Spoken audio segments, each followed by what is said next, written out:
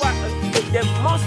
President Museveni ne government ye kyesizo tukola obubi ennyo nti wandisuubidde nti President Museveni waliwo ku myaka 4 yandibadde nga tetukyabikaaba naye tukyabikaaba lwa nsonga appetite y'abantu baatadde mu bitongole bikwatagana n'eminisitule oba department z'abantu bamuyinako oluganda. That's a problem. Kati for example tunalaba byakiteewalime yalese waliwo embuzi amalwango nokyali bwamuyimire nanga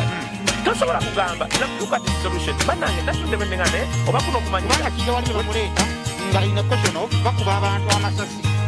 report zifuluma nga bategera bungi n'atwetera Nakyambadde ne Kidawalime eyali ow'erijambira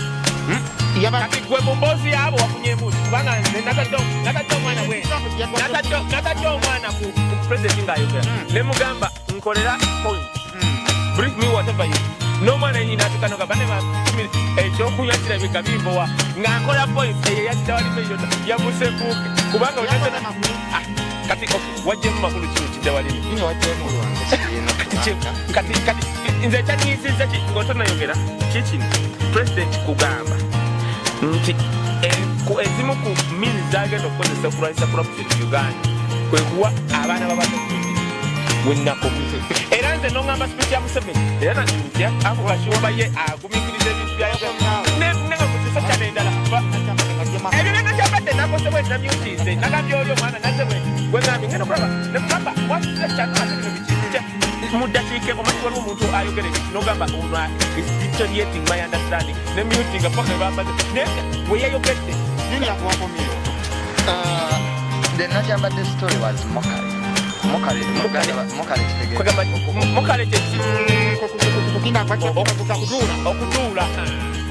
You cannot bring a story of 4 years ago because it happened in 2015 in the middle of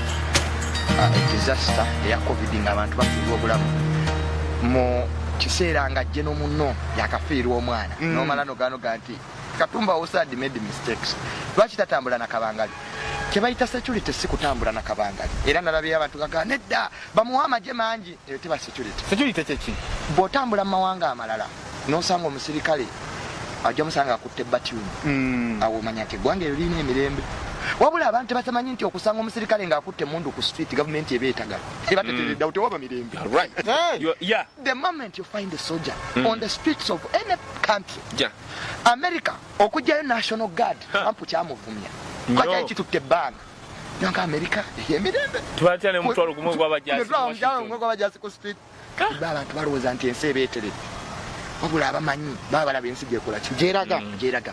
a person who can attack a former CDF gwe CDF ranka si ya muzannyo eccepe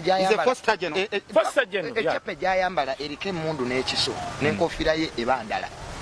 era bw'ogenda mu mawanga amalala story eyo nagirabira Kenya abannakenya baaseka CDF bamulumbiddewa si ku faamu ye wabula ku street ya capital. There is a lot. We have a problem and a big problem. Chovala banga yabyogera ina amagye 8.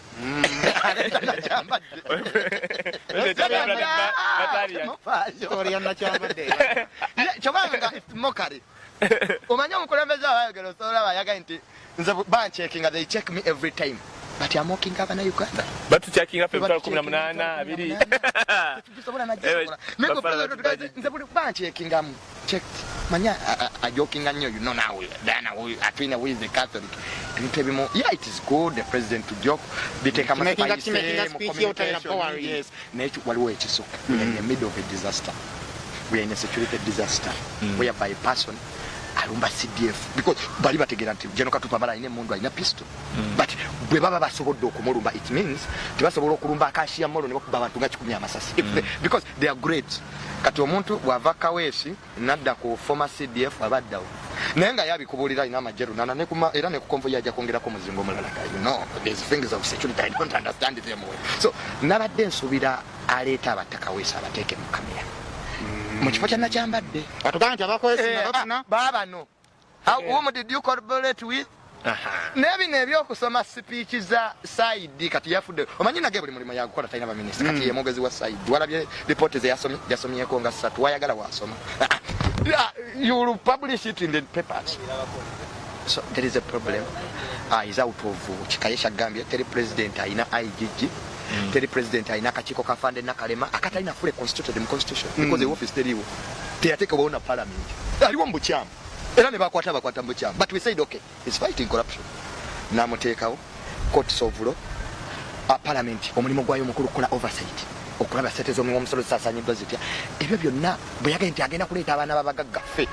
nga bakitaffe bali banguzi ffe kuume bakitaffe abali b'enguzi abajja obwesigwamu ebyo ebitongole ebina abajja obwesigwa mu balamuzi nabo balemeddwa abalamuzi afande Nakalema alemeddwa aidiga alemeddwa ne parliament elemeddwa kati awo bwe buba obuzibu nti Mwami Museveni bw'ataagoberere constitution na kumanya mawanga ngeri gye gakulaakulanyemu na gye galwanisiza ebintu ebimu so olutalo yalufuddeyo nga ye okulufunamu political gains ng'eggwe nga biba tebituyamba mu dakiika emu kale tuvaawo tutya wano omanyi nagamba abantu luvannyuma lwa myaka 4 Katonda akyusa omulembe otegedde kye ngamba era we giwera 4 n'olemerako ye yennyini asobola okwettira yatta Musa nga emyaka 4 atudde abaana abajja Misiri abatwala mu Isirayiri neyettira Musa Saulo yalemerako teyakutabusi Saulo n'omwana we Jonathan eyali anyirira enviri zitya kali imagine omutigo gwamukwata enviri zennyini oli najja namusalako omutwe mu myaka 4 ngamba nnyo abantu baffe you guys mwabatambula ne chepesi bali bikoze bita mu myaka 4 spiritually Katonda akyusa omulembe mugina emyaka 5 kansubire President Museveni wabaji mazeeko bwana abaji mazeeko bw'abatirizawo nnyo anti kakati all odds wotunene ne mabali kigenda kumbeera so expensive okusigala mu buyinza one kati omanyi solo musigazaako either ng'akoledde banaUganda ebibaluma otegere kye ngamba kubanga ababba abantu bamanyi banaUganda bamanyi abatubba bamanyi abasinga okulya enguzi President Museveni n'akeera ku makya n'akwata first thing abali enguzi wano the love can come back tobola nagamba abantu ne bakukana ne bagamba wisdom project nagamba singa President Museveni akwata afande Muhoozi engeri Muhoozi gyakozeemu CFC that excellence